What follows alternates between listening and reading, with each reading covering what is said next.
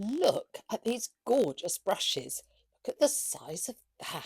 Finding nice watercolour brushes which are a joy to use and that you don't have to struggle against and control all the water and pigment is lovely. So I was really interested when Lightwish reached out to me and said, would you like to try our Chinese calligraphy brushes?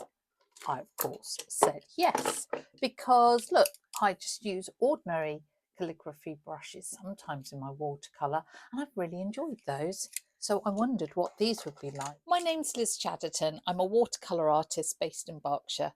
Every week I share tips and tricks and techniques that I wish I'd known about ages ago. I also like to review art materials that I think might help push my watercolour techniques forward.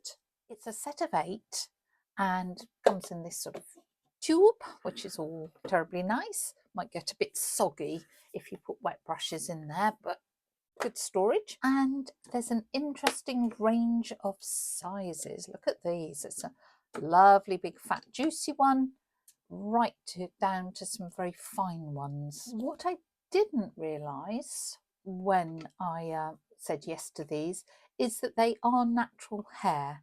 And on the whole, I tend to use synthetic brushes. Those calligraphy brushes I just showed you are, again, natural hair, and mostly Chinese brushes are. So I will be interested to see what these behave like. They've got instructions. What they say is they potentially will shed hairs for the first couple of uses. The suggestion is that you actually, because they're really stiff, look, see, that doesn't bend.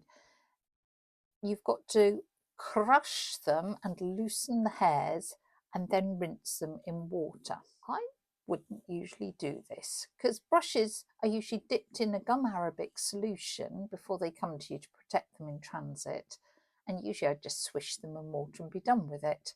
But yeah, look, a few hairs are indeed coming off, and I'm going to follow their instructions because, hey, they should know. So they say floof them, get rid of any hairs. I only think I saw one come off there, and then charge them with water, rinse them off, reshape, and you are good to go. So that is size 6, and it is huge, really long hairs. I will be very interested to see how that performs. Look, another one is coming. Let's get that. That's going to hold a lot of water. Appears to come to quite a nice point. Lovely wooden handle. None of the typical ferrule that you get on Western brushes, that metal ferrule. So I don't know how it's held in there, whether it's glued. I would be very careful about leaving that standing in water just in case it's glued and the whole thing is going to come out. They haven't got little hangers which most Chinese brushes have. So let's do the rest. So crush, crush, crush, floof out any loose hairs, give it a good rinse. We've got a 1 to 6 there, and then we've got 2 that haven't got anything besides Lightwish on them. These are really pretty fine, very long hairs, but more pointed than a rigger. So I'm going to be really interested. Oops, there's you coming. I'll be really interested to see what sort of spring this has got and what sort of line we get with them. Visually, they're lovely, aren't they? In case you're interested, this set is 8 brushes.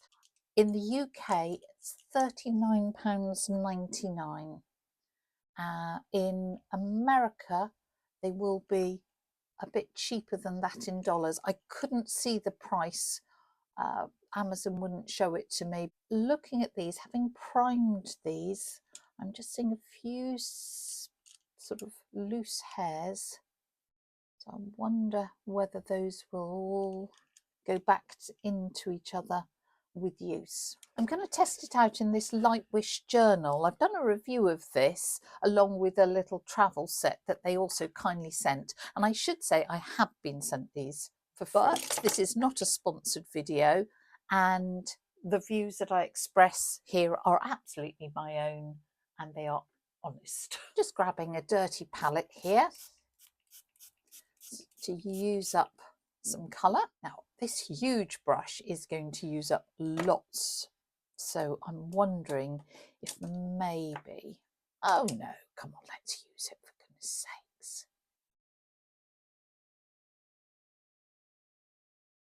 Oops. When you're exploring new brushes, what I like to do is just do sort of these leaf shapes,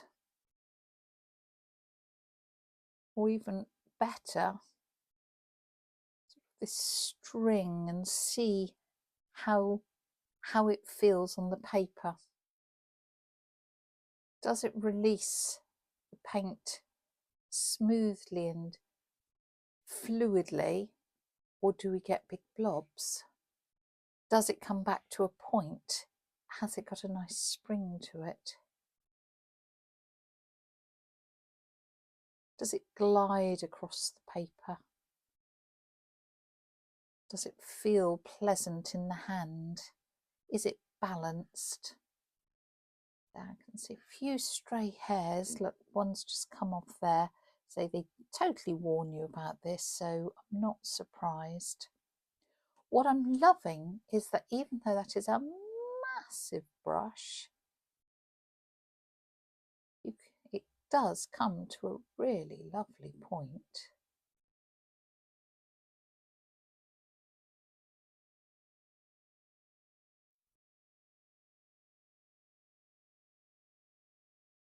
And the amount of fluid it holds is phenomenal. But it is releasing it slowly. We're not getting great floods of colour. So let's try something that might be, say this is the size 4. We may find that for this size of paper and this size of palette a little bit more manageable.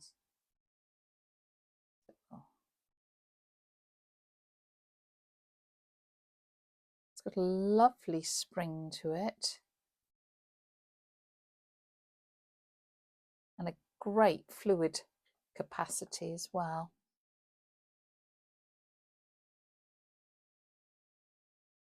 Let's see what sort of line that comes to, or point.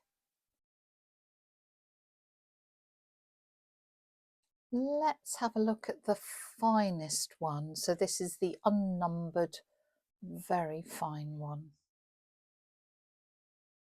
It's not going to be good for doing these sort of strings of leaf shapes, but comes to a really nice fine point, a very fine line. And because of course it's such a long hair, just like a rigger, it's got a good capacity and goes on for a very long time. This is very lightweight in the hand. It's not lacquered in the same way, and different material from the bigger brushes. And that's not a problem. I'm just stating that's what it is. So let's try, that's a slightly larger detail brush. So really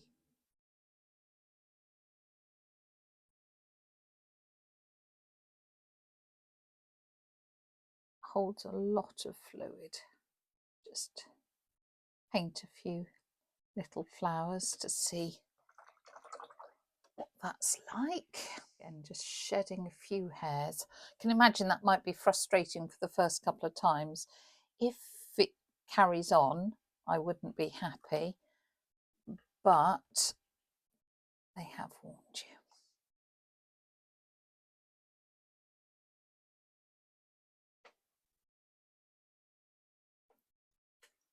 This is a hot press paper I'm working on in this book. So it might be a little odd. Let's do some sort of blossomy flowers. Because this holds so much water, I think you're going to have to be careful that you don't flood your paper.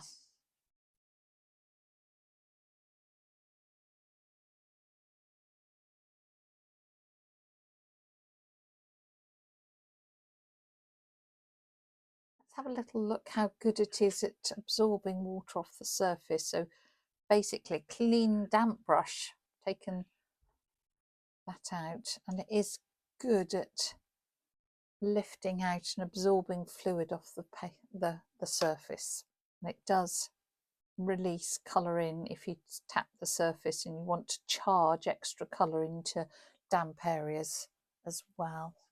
They say this is a sable. It feels rougher than a sable to me, but as always there are different types of sable. So I'm noticing as I'm doodling, I am noticing that, I say, that slight lack of spring does mean it doesn't always, with drier paint, come to an immediate point. So it does feel different from my normal watercolour brushes just because of that hair. I think that could be quite interesting because that will encourage different spontaneous mark making.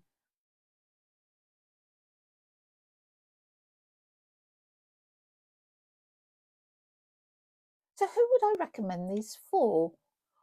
Well, I don't think they are a beginner brush because of the large amounts of water that they hold and pigment that they hold. If you're not used to that control, I think that potentially it could sort of run away with you. I would have said for someone who's got a bit of experience with watercolour and is looking to get a lot of expression from their mark making, this could be a really interesting set to invest in.